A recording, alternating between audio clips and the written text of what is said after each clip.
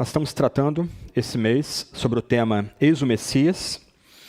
E como eu mencionei semana passada, no final do Evangelho de Lucas, Jesus abre a mente dos seus discípulos para que eles entendessem que a Escritura, o Antigo Testamento, falava dele.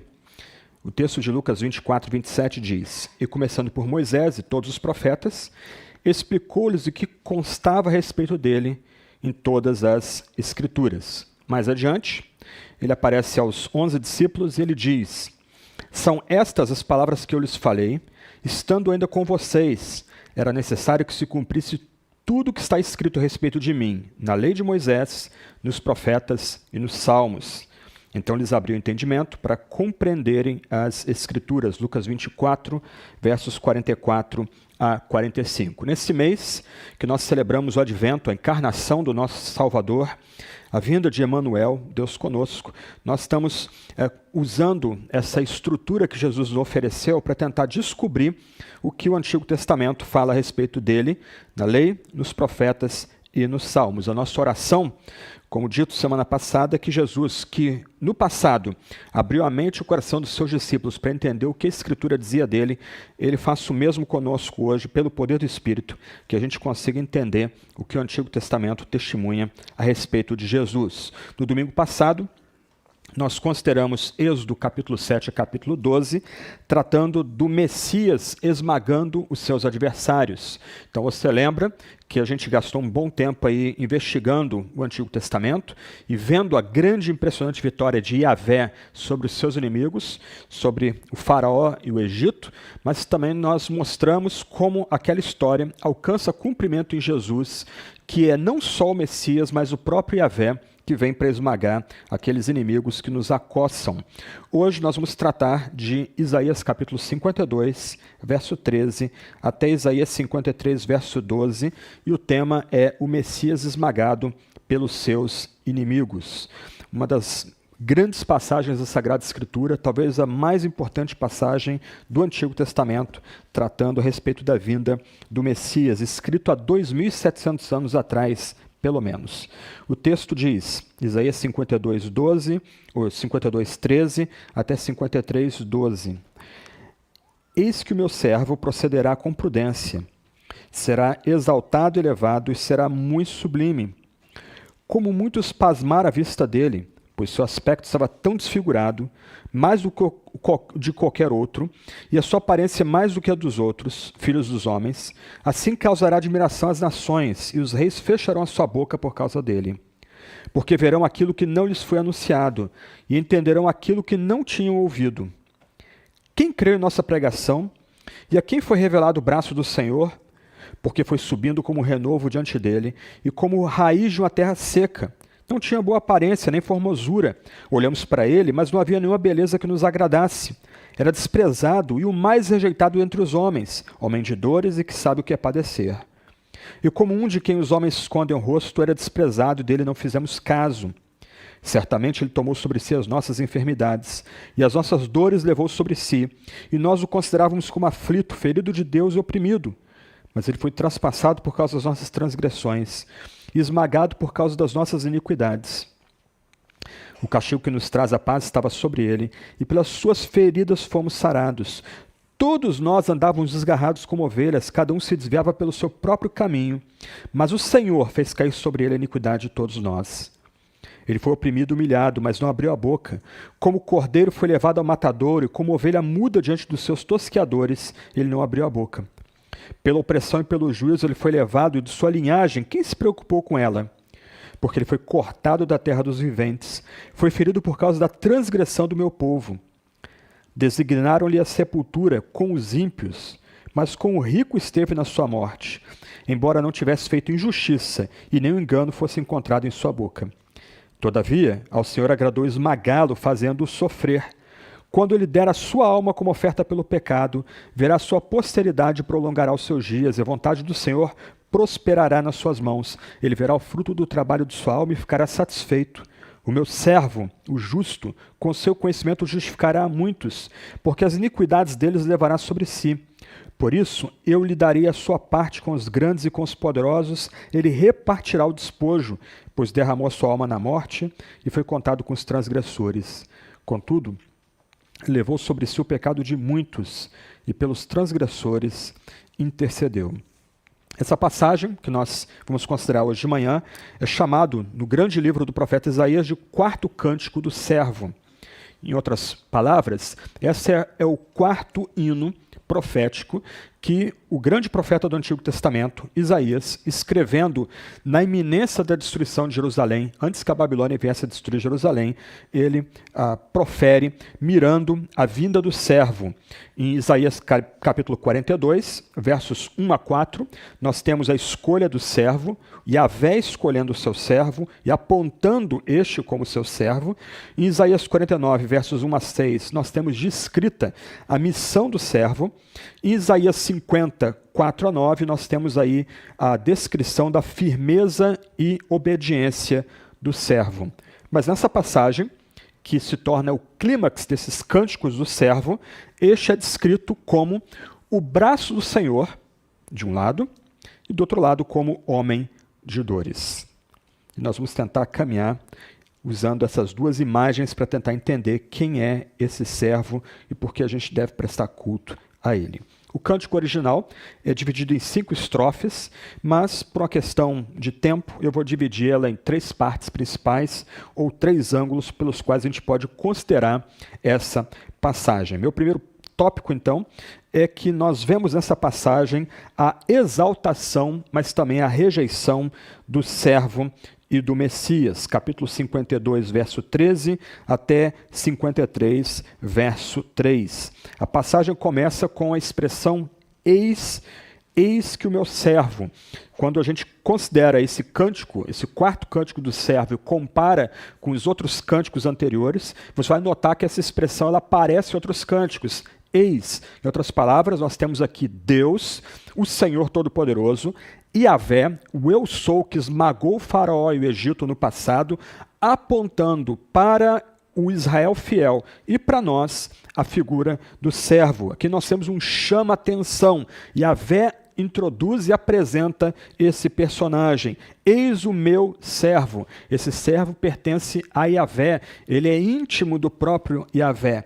Então, nesses primeiros versos aqui, versos 12 a 15 do capítulo 52, nós temos o próprio Deus falando, o próprio Yahvé falando. Ele se dirige à comunidade fiel de Israel, ele aponta para essa comunidade fiel o seu servo, o servo de dores, o servo sofredor. Em outras palavras, Deus apresenta para esse Israel fiel, esse remanescente, aquele personagem que pode celebrar e manter a aliança que Deus estabeleceu com o seu povo, aliança que foi partida pelo povo e o povo vai padecer por causa da quebra dessa aliança. Só por meio desse servo apontado é que essa aliança pode ser restaurada, mas mais do que isso, o texto começa a mostrar aqui uma dimensão internacional. É por meio desse servo que não só a paz vai ser estabelecida entre Deus e seu povo, mas a luz de Deus, a luz de Yahvé, vai brilhar em todas as nações. E a gente tem que prestar atenção aqui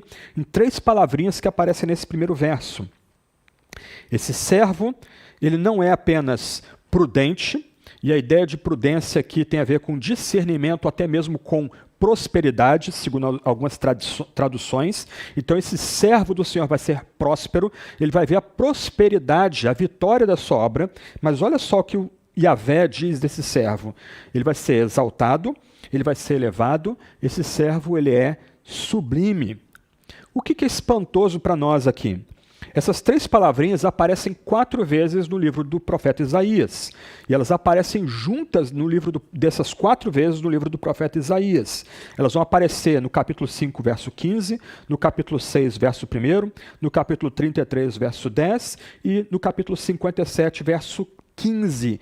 E essas 3 palavras que aparecem juntas 4 vezes no livro do profeta Isaías descrevem, em outros contextos, a própria glória de Yahvé, a própria glória do Senhor Deus. Em outras palavras, e aqui a gente começa a perceber que a gente está entrando num campo santo aqui, Yahvé aponta o seu servo, mas ao designar o seu servo com essas 3 palavrinhas, o seu servo é exaltado, é elevado, é sublime, iguala o seu servo a si mesmo. Em outras palavras, esse servo que é prometido a ele prudência ou prosperidade, ele também é considerado um ser divino, igual ao próprio Yahvé, que está apontando esse servo, que escolheu e que aponta esse servo. Em outras palavras, aquele que diz, eis o meu servo, atribui ao servo a mais alta majestade que somente Yahvé tem. Em outras palavras, esse servo que é apontado por Yahvé aqui, há 2.700 anos atrás, ele não pode ser identificado com o profeta Isaías, ele não pode ser identificado com outro profeta, ele não tem como ser identificado com nenhum dos grandes heróis do Antigo Testamento. Esse servo que é exaltado, que é elevado, que é sublime, não pode ser igualado nem mesmo com o próprio Israel, como se o servo fosse Israel. Esse servo não é somente homem, esse servo é também Deus. Quando a gente pensa nesse primeiro verso aqui desse grande cântico, a gente tem que perguntar, a que esses termos descrevem? Quem é esse servo que Isaías aguardava, que o Israel remanescente aguardava? Quem é esse que é apontado por Yahvé e é chamado por Yahvé como exaltado, elevado e sublime e que Yahvé o iguala consigo mesmo, ainda que o tome como servo?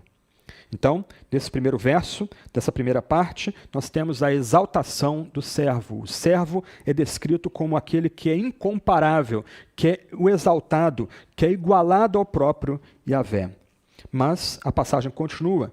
Deus agora fala ao Israel fiel, ao remanescente fiel de Israel, da desfiguração desse servo. E nos versos 14, a desfiguração desse servo é pintada ou retratada num quadro grosseiro. O servo é retratado como alguém que foi machucado, alguém que foi tão machucado que não tem como ser reconhecido. E os reis se espantam diante dele, os líderes das nações estão chocados diante dele. Os líderes das nações não entendem como esse servo, apontado, escolhido pelo próprio Yahvé, e igualado a Yahvé pelo próprio Deus, chamado de exaltado, elevado e sublime, pode ser humilhado e desfigurado, como é descrito no verso 14. E você tem que notar aqui que é Deus mesmo que fala. Mais adiante, somos nós, é o Israel remanescente, que vai atribuir o desfiguramento, atribuir ao servo a violência que ele vai sofrer. Aqui, o próprio Deus fala da violência que vai cair sobre o servo, o sofrimento que vai ser atribuído ao servo, ele vai ser esmagado de tal forma que os gentios e as nações vão ficar pasmados, admirados diante dele. Estes, a gente vê isso aí ainda no verso 14 e 15, não vão conseguir compreender que é por meio da fraqueza e da dor e da perda que o servo se torna vitorioso. Em outras palavras, o que Yahvé aponta para o profeta, para Israel e para nós, é que o servo que viria, e aqui a gente está falando da perspectiva do Antigo Testamento, ele será o conquistador, ele será aquele que vai receber triunfo, não por meio de uma demonstração espetacular de poder, mas por meio da revelação da fraqueza e da dor. E os reis ficaram chocados, as nações ficarão horrorizadas. Aí no verso 1, que ainda está tratando aqui da exaltação e da rejeição do Messias, o narrador muda. E isso aqui é importante a gente considerar. Então, versos 13 a 15 do capítulo 52, Yahvé está falando. Yahvé está apontando o servo. Yahvé está falando da exaltação do servo. Agora, é o remanescente fiel de Israel que começa a anunciar o destino do servo. E o destino do servo é terrível. O que o remanescente fiel aponta aqui é que as gentes não vão acreditar na mensagem do servo, vão julgar o servo insignificante e vão desprezar o servo por causa do seu sofrimento. Mas o texto começa com um espanto. O remanescente fiel exclama: quem creu em nossa pregação? E a quem foi revelado o braço do Senhor? Em outras palavras, aquele que vem em fraqueza porque ele está à destra do Pai, a destra de Yahvé. Aquele que vem em fraqueza pode vencer por meio da fraqueza, porque ele é o braço do Senhor, ele é o Todo-Poderoso. Então, o que espanta o remanescente fiel, o que espanta aquele Israel que permaneceu fiel à aliança, é que esse Deus que aponta Yahvé como aquele que vai ser desfigurado entre as nações, vai triunfar por meio do sofrimento e da dor. E por isso espanto. Quem que vai crer nesse tipo de pregação? Quem que vai ser atraído à pregação de um servo que sofre? Ou para tornar o ponto aqui talvez mais próximo do espírito de toda a Escritura, quem que vai crer num Deus que sofre? Quem que vai ser chamado a colocar a fé num Deus que é um Deus de dores, um Deus que sofre as dores, os sofrimentos, o escárnio, as contradições dos seres humanos, como o Deus que é descrito aqui, e vem ao seu povo, e vem a nós, na pessoa do servo de dores, do servo sofredor, que também é o braço do Senhor. Então, a exclamação do verso 1 não deveria ser espanto para a gente. Quem vai crer em tal mensagem? Quem vai ser surpreendido por tal mensagem e levado a entrar numa relação pessoal com Deus que envia esse servo, que ao mesmo tempo é o braço do Senhor, mas é o varão de dores. Então, nos versos 2 e 3, nós temos aí o resumo dessa mensagem. Esse servo, ele tem uma origem humilde. Ele não vem de um poderoso carvalho ou de uma árvore frutífera. Não, ele vem de um renovo. É um toco cortado que daquele toco nasce uma plantinha muito frágil. Esse servo é um recém-nascido em meio à sequidão. Esse servo é a vida surgindo da terra seca, onde reina a morte. E esse que é o braço do Senhor, ele vai ser também um homem de dores. Em outras palavras, esse servo vai experimentar sofrimento, choque, perplexidade, desprazer. As pessoas não vão querer nem olhar para ele, vão virar o rosto diante desse servo, que é um homem de dores. Como continua dizendo o verso 2, ele não tinha boa aparência, nem formosura, não havia nele beleza nenhuma que nos agradasse. Uma possibilidade aqui é que o profeta já está antecipando o que Deus já havia dito a respeito do servo, no capítulo 15, verso 14, que esse servo vai ser machucado, ele vai ser ferido, ele vai ser esbofeteado, vão colocar uma coroa, uma paródia de coroa na cabeça dele, em vez dele ter um cetro em suas mãos, outros vão usar cetro para espancá-lo e para batê-lo, para machucá-lo. Esse que vem não é estranho às dores e sofrimentos. Esse que vem, ele vem para assumir as dores e os sofrimentos do seu povo. Ele não é atraente, mas é por meio do seu aspecto machucado, do fato de ele não receber nenhuma consideração das pessoas, é que ele vai poder libertar o seu povo da pior das escravidões, que é a escravidão ao pecado e todas as consequências malditas que advêm do pecado. Diante desse parágrafo, a igreja canta: ó fronte ensanguentada, em tanto opróbrio e dor, de espinhos coroada com ódio e com furor, tão gloriosa outrora, tão bela e tão viril, tão abatida agora, de afronta e escárnio vil. O segundo ponto vai dos versos 4 ao 9 do capítulo 53. Se de um lado nós temos a descrição, Deus descrevendo a exaltação desse servo, e o povo agora lamentando a humilhação desse servo, agora o povo confessa, o remanescente confessa que esse Messias, esse servo, vai ser castigado injustamente no lugar dos outros. Aqui a gente tem que perceber, versos 4 a 9, que Israel continua celebrando e lamentando e falando da vinda desse grande servo. No verso 4, nós vemos que esse servo toma sobre si as nossas dores. O que você precisa começar a perceber aqui, que esse servo vem não para ser um mártir, não para ser um guru, um professor. Esse servo vem para se entregar no lugar de outros, em favor de outros. Então, no verso 4, nós temos a descrição do servo tomando sobre si nossas dores. Ele toma sobre si nossas enfermidades. E a palavrinha aqui, enfermidades, não inclui apenas a dor que vem da doença. A palavra é ampla aqui. Ela fala de fraquezas surgidas das próprias feridas que nos são afligidas.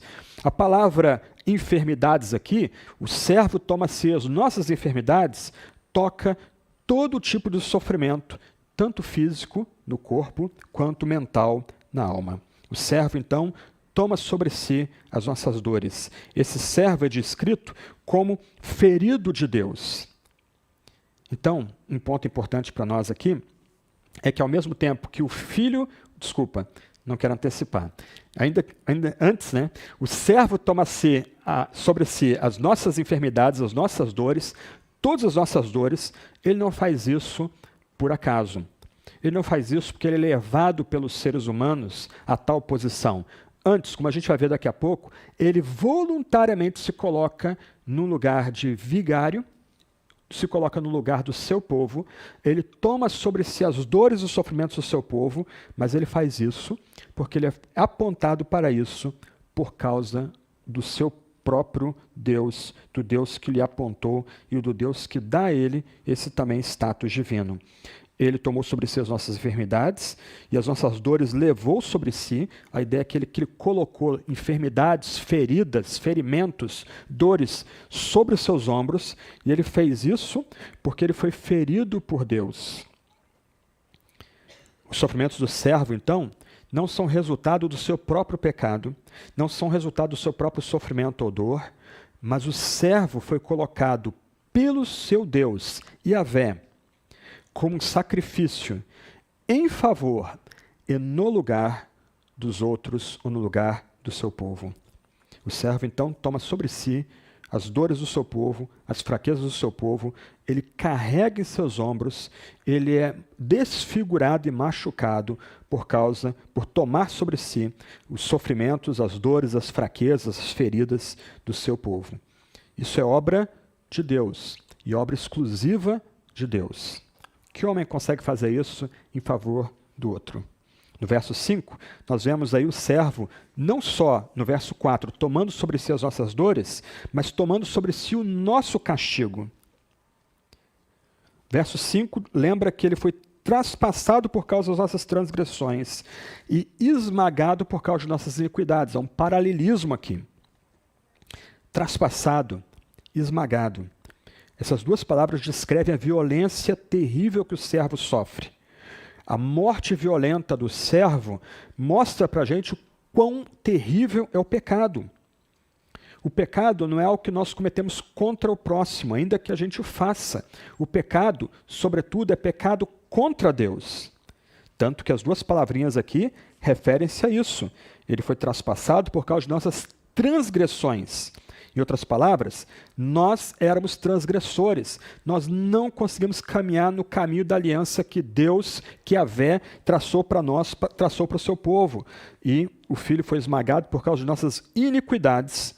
Iniquidades aqui lembra que o que nós cometemos é perverso e produz culpa e produz consequências. O servo é esmagado, o servo é ferido pelo próprio Deus por causa de nossos pecados, pecados que nós cometemos contra o próprio Deus. O pecado, então, de Israel, ou do povo, é colocado aqui como a razão pelo qual todo o sofrimento cai sobre o servo. O servo, então, recebe violência, o servo recebe pancadas e golpes que o povo deveria receber, e aqui a gente lembra do que nós consideramos semana passada. Deus deu 10 pancadas e golpes sobre o Egito. O Messias, que viria, ou virá, ele deu também pancadas sobre os nossos inimigos, sobre os nossos adversários. Doenças, os demônios, as dores, as culpas, o pecado. Nós temos aqui agora a mesma palavrinha empregada em Êxodo 7 a 12 para descrever o que Yahvé fez com o Egito, para descrever o que Yahvé está fazendo com o seu próprio servo. O servo recebe, então, pancadas e golpes que nós deveríamos receber. O castigo violento foi, portanto, o castigo que nos traz a paz, como diz o verso 5. E agora, esse castigo nos traz a paz, por quê? porque por causa do sacrifício da morte violenta do servo, a paz foi celebrada entre Yahvé e o seu povo. A dívida do povo foi totalmente quitada. A gente já tem falado de paz aqui, eu não tenho tempo aqui para desenvolver o significado dessa palavra, shalom, mas a paz aqui abrange toda a salvação, toda a bênção, toda a felicidade. Se o castigo que nos traz a paz está sobre o servo, então aqueles que foram cobertos por esse sacrifício, cobertos pela violência que acometeu o servo, agora têm paz com Deus, têm paz consigo e com os outros e com a própria criação. Estão livres do castigo e da ira de Deus. Portanto, agora, aqueles que foram cobertos pela paz que vem do sacrifício do servo são aptos a receber todas as bênçãos que o servo quer oferecer. E porque Deus aceitou as feridas do servo, aqueles que foram cobertos por esse sacrifício são sarados, o que alude aí tanto à cura física como à cura espiritual. Meus irmãos e irmãs, nenhum profeta fez isso por Israel. Israel não fez isso nem por si, nem pelo mundo. O servo aqui não está sofrendo junto com o seu povo, de jeito nenhum. O servo, esse homem de dores, está sofrendo por causa do seu povo, conquistando para o seu povo, por meio do seu sofrimento, o que o povo não tem como conquistar por meio ou por si mesmo, que é paz com Deus. Será que algum ser humano, alguém como nós, consegue fazer uma obra como essa?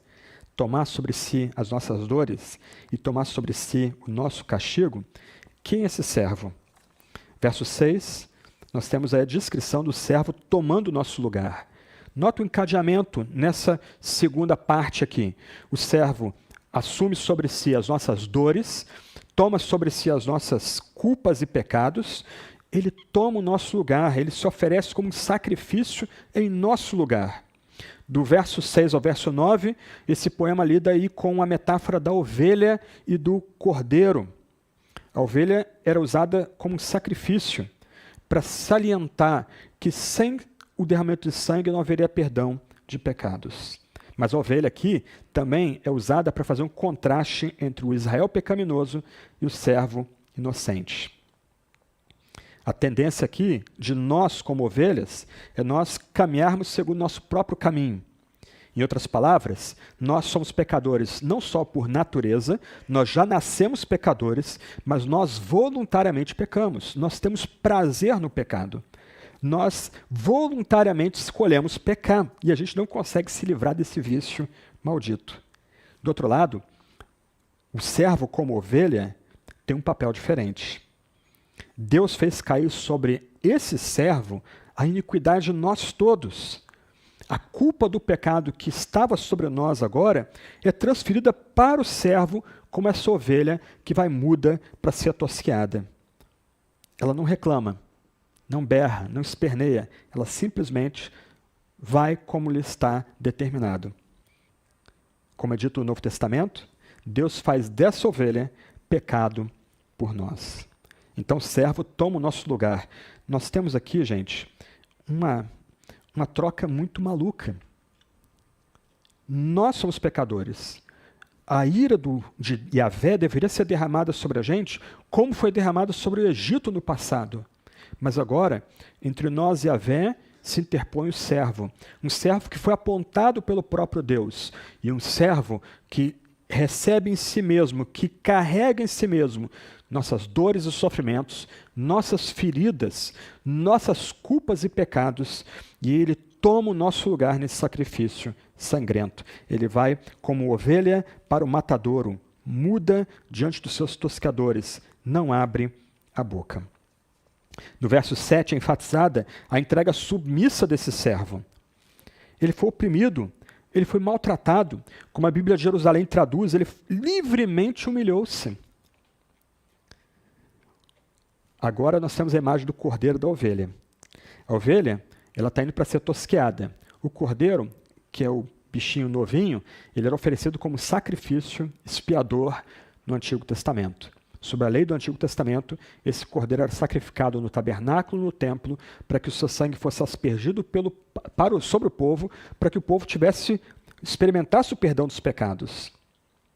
O que é surpreendente aqui, nessa metáfora da ovelha e do cordeiro, é que essa ovelha está caminhando para a morte, esse cordeiro está caminhando para ser sacrificado voluntariamente, livremente. Israel não tem como ser esse servo. No livro de Isaías, Israel dizia para Deus que Deus se esqueceu dele e Deus não agiu em seu favor. No livro de Isaías, o Israel de Deus reclama da sua sorte, não reconhece seus pecados, antes protesta. Vai para o matadouro, isto é, para o exílio, batendo perna e reclamando como se lhe fosse por direito permanecer na terra, independente das violações da aliança. Agora, é diferente. O servo, sem pecado, o servo que tomou sobre si nossas dores, nosso pecado e nossa culpa, ele vai para o matadouro voluntariamente. Ele escolhe não se defender de falsas acusações, não se defender da condenação e nem mesmo da execução.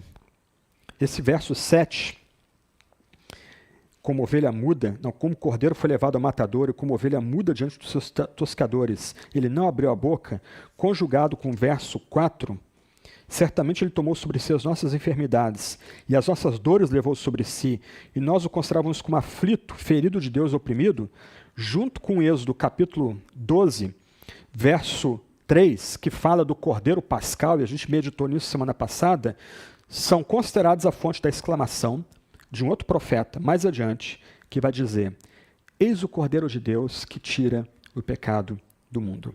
O mais espantoso é que no aramaico, que era a língua falada naquele território, no Judá ou na Judéia, 700 anos depois, no aramaico, cordeiro e servo são a mesma palavra.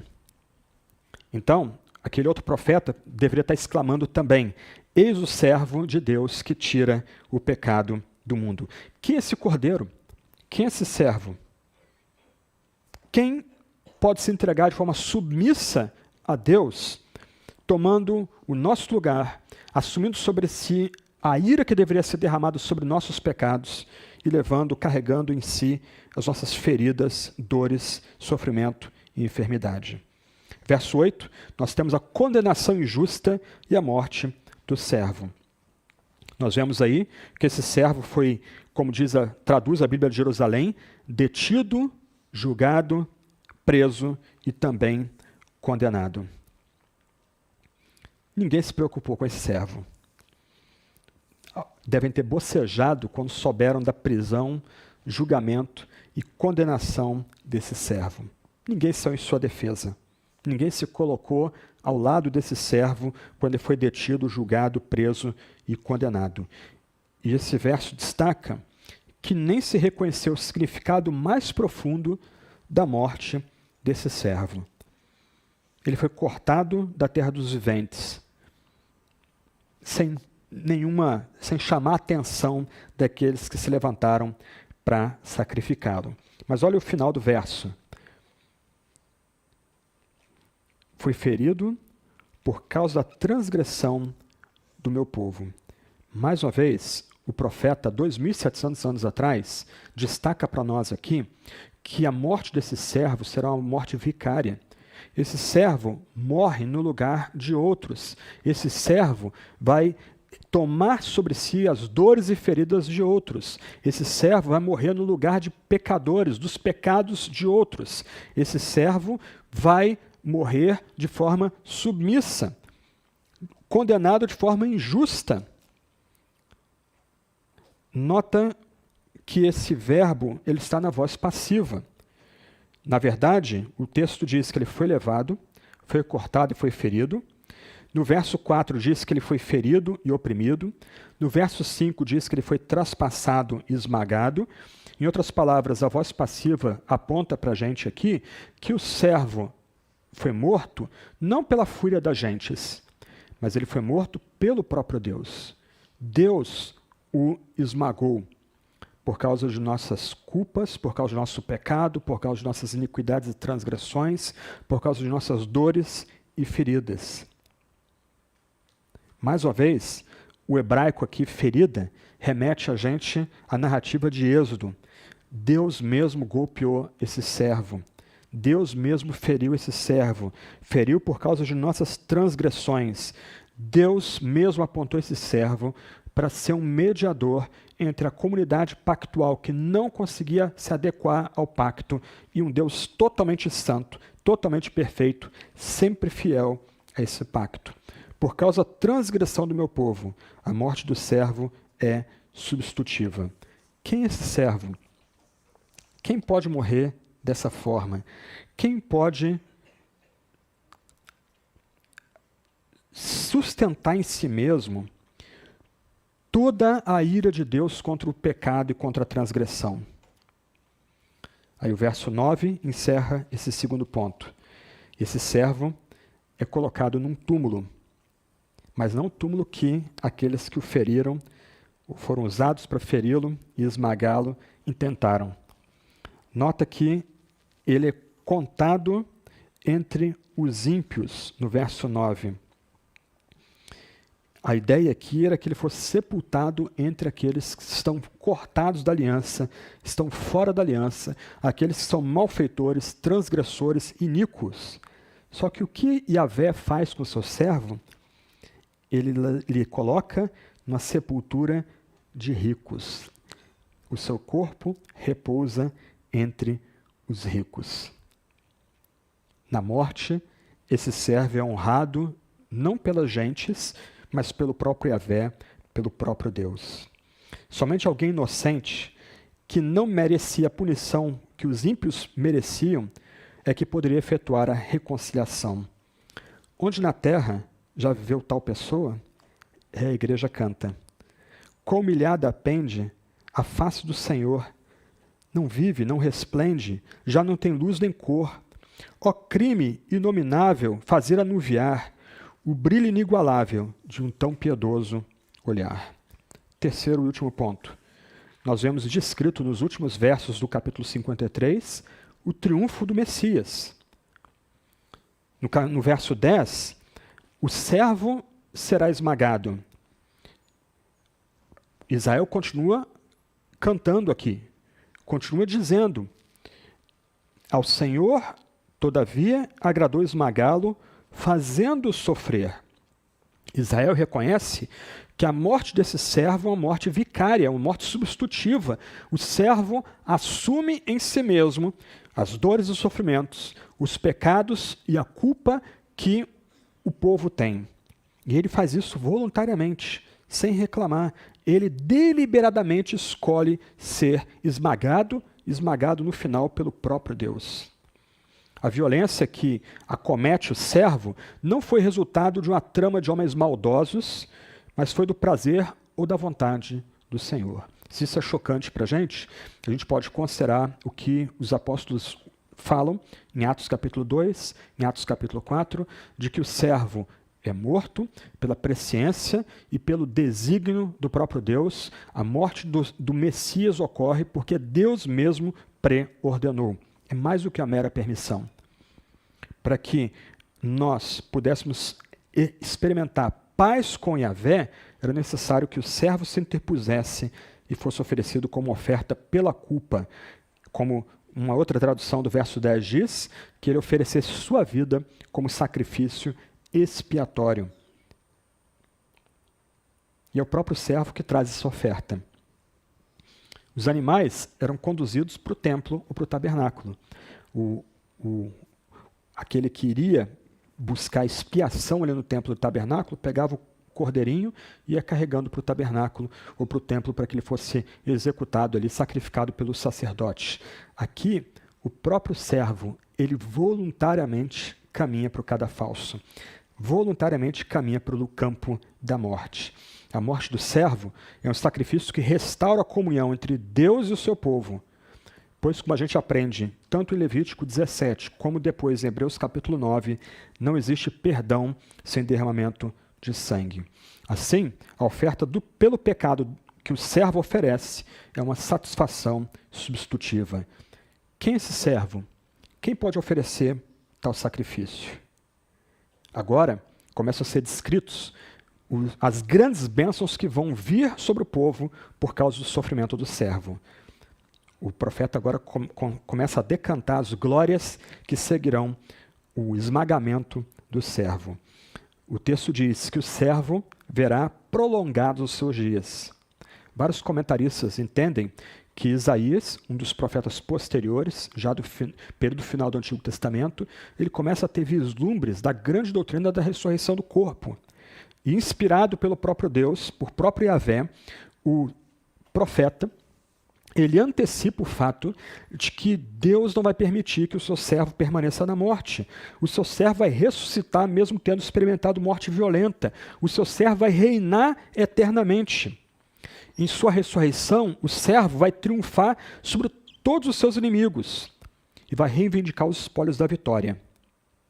Por isso, no começo da passagem que nós estamos meditando aqui, nós lemos que Deus mesmo já antecipa que os reis vão ficar espantados.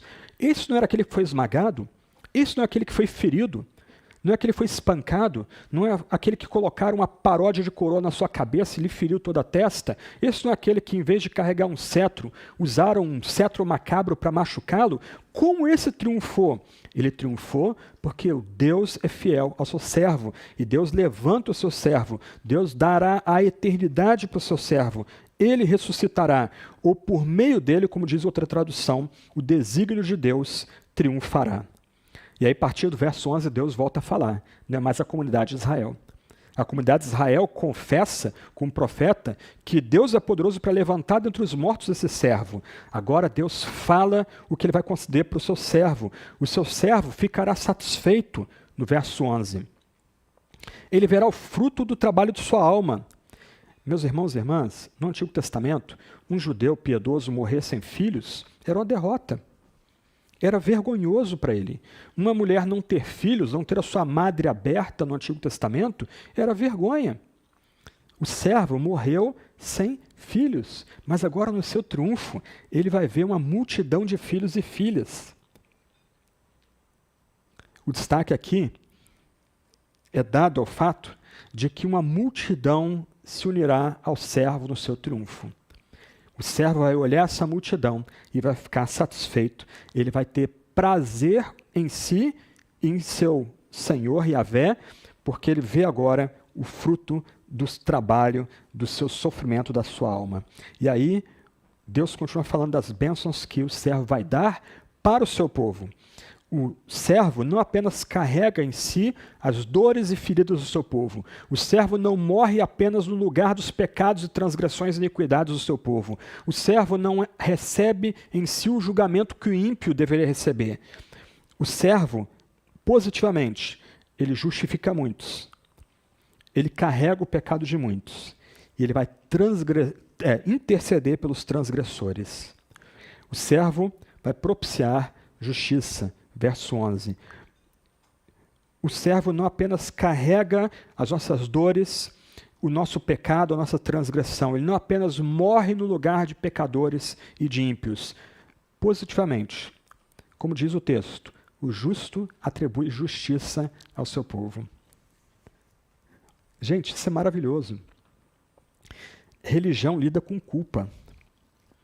Por que pessoas doam dinheiro para seitas? Por culpa.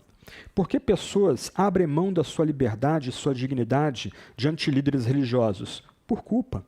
Por que pessoas se unem em grupos fascistas e saem quebrando tudo e querendo a revolução? Por culpa. O que o texto aponta para a gente aqui?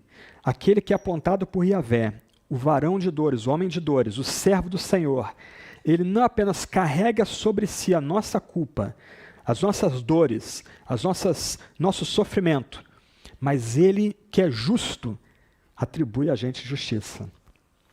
Ele atribui a gente agora uma relação correta com Deus. Ele trata aqueles que se escondem, se abrigam nele, como homens e mulheres completamente justos, como se nunca tivessem pecado.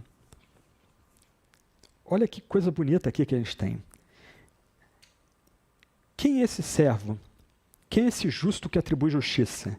Quem é esse justo que agora considera como pessoas que nunca pecaram aqueles que estão cobertos pelo seu sacrifício? Verso 12, nós temos descrita aí a vitória do servo. O servo cumpriu a vontade de Yahvé. Ele levou sobre si o pecado de muitos. Em razão dessa obediência fiel do servo ao seu Senhor, Yahvé, Deus eleva esse servo às maiores alturas. O servo agora é o rei conquistador. O servo reivindica para si um povo numeroso como seu direito. O quadro que a gente tem aqui no verso 12 é de um cortejo de vitória. O servo que foi humilhado agora é exaltado. O servo que foi abatido agora está na frente do seu povo como rei conquistador. E todo o seu povo é esse despojo que vai atrás. É toda suas marcas do triunfo, é o seu povo que ele segue. Homens reabilitados, libertados da pena merecida. E a causa da sua vitória não foi o seu poder, ainda que o texto reconheça que esse servo é o braço do Senhor, o braço de Yahvé. Esse servo conquista esse povo numeroso, esse servo perdoa e cura e justifica e comunica triunfo a esse povo numeroso por causa da sua dor, por causa do seu sofrimento. Porque esse servo foi como ovelha muda para o matadouro, foi como um cordeiro sem culpa, voluntariamente, para o lugar de sacrifício. É isso que o mundo não entende. Não é uma exibição de poder que faz com que esse servo seja vitorioso. É uma demonstração de sofrimento, de humilhação, é que é a base do triunfo desse servo. Em outras palavras, a fraqueza de Deus é mais poderosa do que qualquer poder humano. O nosso Deus não é um Deus impassível, olhando para a gente em algum canto afastado do universo. O nosso Deus é um ser de dores. Ele compartilha nossas feridas, ele compartilha nossos sofrimentos. Ele se reveste de fraqueza para, em fraqueza, triunfar sobre os nossos inimigos. Ele sofre em si mesmo, ele é esmagado para que a gente não seja esmagado. Ele carrega o pecado para, assim, abrir o caminho para que esse povo, esse remanescente, seja reconectado com Yahvé. O servo é humilhado, agora é exaltado, porque ele cumpriu o propósito de Deus para esse ministério, e esse propósito era a redenção. E a igreja canta: estás tão carregado, mas todo o fardo é meu. Eu só me fiz culpado, e o sofrimento é teu. Venho a teus pés tremente, mereço a punição, mas olhas-me clemente, com santa compaixão. Esse texto foi escrito há 2.700 anos atrás, mas é uma profecia impressionante. Esse texto claramente descreve a humilhação, a condenação, a morte e a ressurreição do servo. Mas quem é esse servo? Alguns pontos aqui para a gente refletir e resumir o que a gente viu até agora. O servo é identificado com Yahvé. Lembra que a gente viu isso no verso 13 do capítulo 52. A esse servo é atribuída uma posição igual a Yahvé. Ele é humano, mas ele é Deus. Nenhum outro personagem do Antigo Testamento ousaria honrar a si mesmo com esses títulos. Só um cordeiro perfeito, segundo ponto, poderia ser oferecido como oferta pela culpa, como diz o profeta. O servo não tem pecado, é perfeito. O povo precisa ser resgatado, então, pelo sacrifício do servo. Que personagem do Antigo Testamento poderia dizer que é sem pecado? Pensa em Davi, um homem segundo o coração de Deus, cheio de pecados, as mãos sujas de sangue, um soldado. Depois comete adultério com Betseba.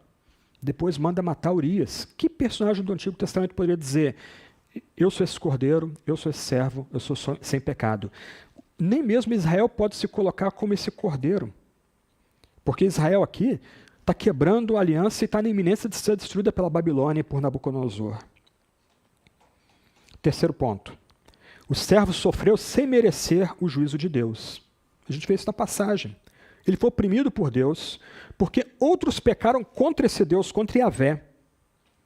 Diferente de Israel, que sofreria o exílio merecidamente porque estava pecando continuamente contra Yahvé, quebrando a aliança, violando a aliança que Yahvé graciosamente havia estabelecido consigo. Quarto ponto. O servo foi para o matadouro como ovelha, sem abrir a boca voluntariamente. Pense em Sansão. Que personagem do Antigo Testamento pode ser atribuído a esse ponto? Quinto ponto. O servo realizou um sacrifício pelo pecado do povo. A oferta foi seu próprio corpo. Nenhum outro personagem do Antigo Testamento realizou obra parecida. O servo seria ressuscitado, o que resultaria na justificação dos pecadores. Isso não se aplica a nenhum personagem do Antigo Testamento. O único que ressuscitou para a nossa justificação, como diz Paulo, foi Jesus, o Messias. Jesus falou com seus discípulos quando ele estava no Monte das Oliveiras, ou indo para o Monte das Oliveiras antes de ser preso. Está escrito, ele foi contado entre os malfeitores, porque o que a mim se refere está sendo cumprido. Isso é dito em Lucas 22, 37, e o nosso Senhor Jesus, caminhando como ovelha muda para o matador, está citando Isaías capítulo 53, verso 12. Então, meus irmãos e irmãs, é impossível para qualquer cristão ler essa passagem sem pensar imediatamente no seu cumprimento em Jesus, o único Messias, 700 anos depois. Se você está com a Bíblia aberta, considere o seguinte: cada linha dessa profecia foi cumprida no nosso Salvador Jesus Cristo.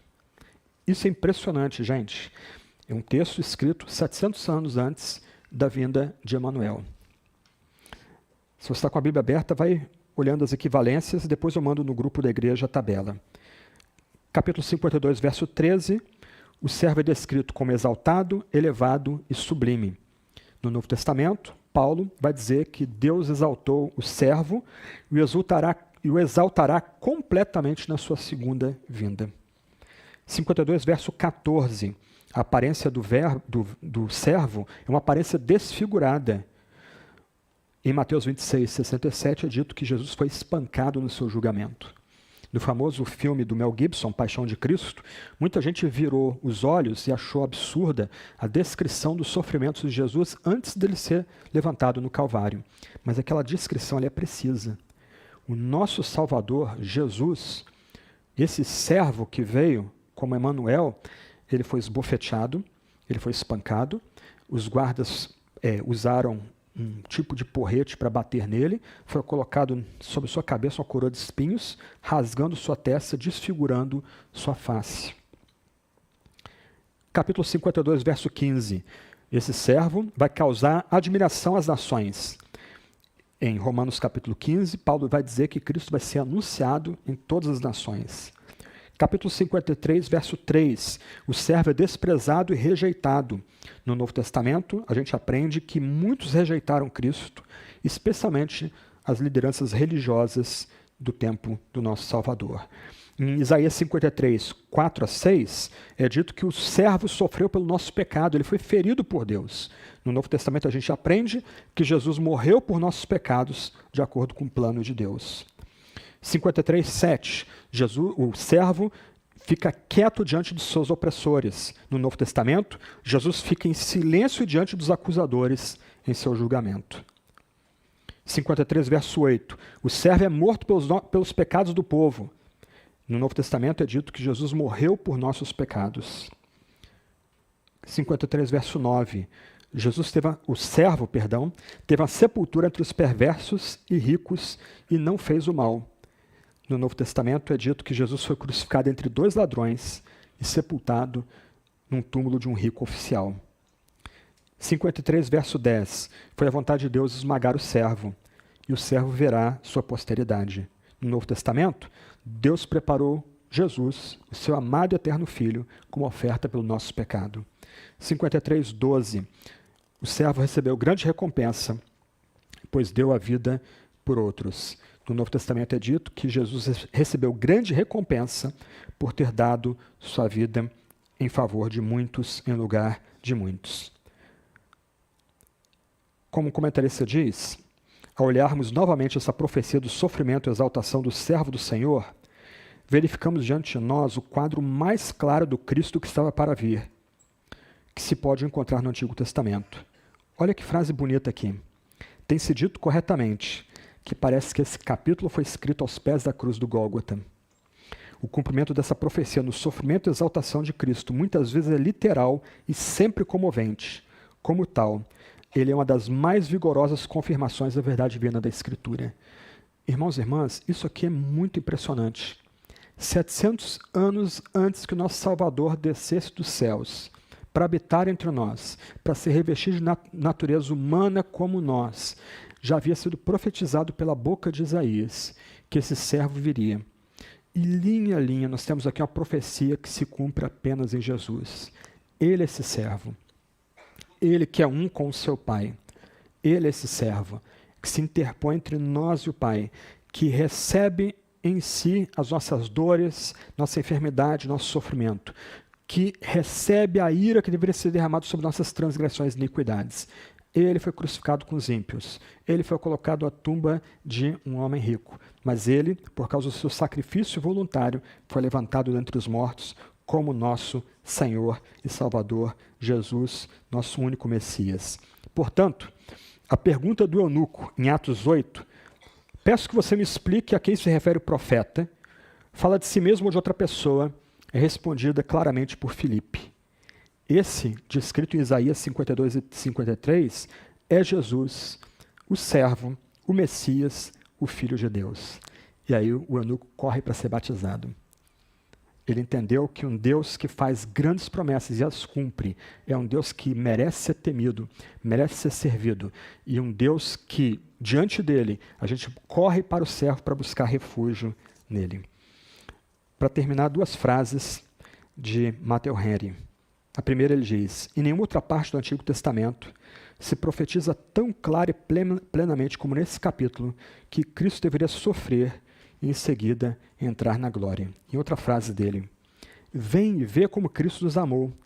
Nós não o colocamos em nosso lugar, ele mesmo se colocou. Você ama esse servo? Esse homem de dores? Você tem colocado sua fé e sua confiança nesse homem de dores? Nós vamos daqui a pouco celebrar o dia do Natal, 24 para 25. Nós viramos à noite, aguardamos ansiosos a vinda do dia 25, porque nós lembramos que há muito tempo atrás, Deus entrou no mundo por meio de um bebê pequenininho na manjedoura em Belém da Judéia. Quando nós formos celebrar esse tempo, nós celebramos esse tempo porque cremos que esse neném, esse pequeno servo que entrou no mundo, vem para tomar sobre si as nossas dores e sofrimentos, vem para carregar em si mesmo a culpa dos nossos pecados, transgressões e iniquidades. Corra para esse servo. Corra para um Deus que cumpre promessas. Busque abrigo nele. Esse servo tem alegria em trazer cura para você. Você conhece suas feridas. Elas já foram carregadas pelo servo. Ele traz cura para você. Esse servo tem alegria em comunicar perdão a você. Você sabe os seus pecados. Aliás, nós nascemos em pecados. E esses pecados foram lançados sobre esse servo. Corra para esse servo para encontrar perdão. Corra para esse servo para encontrar justiça. Para você colocar a sua cabeça no travesseiro no final do dia, tranquilo. Sem grandes dramas. Corra para esse servo para entrar nesse desfile de triunfo que o servo vai colocar diante de nós no seu dia de vitória. Una-se a esse desfile de triunfo. Coloque sua confiança e sua fé somente nesse servo. Que nesse Natal a gente celebre a vida desse servo. Ele já veio. Agora nós aguardamos que ele volte em grande triunfo. E a gente canta: "Se meu refúgio forte, meu guia, vida e luz, que eu sinta vendo a morte, conforto em tua cruz. Na cruz com fé me abrigo, e amparo tu me dás. E unido assim contigo, hei de dormir em paz." Que a graça de nosso Senhor Jesus Cristo, que o amor de Deus o Pai, que as consolações do Espírito Santo sejam com todos vocês da Igreja Trindade e com todo o povo de Deus dessa cidade e mais além. Amém, amém e amém.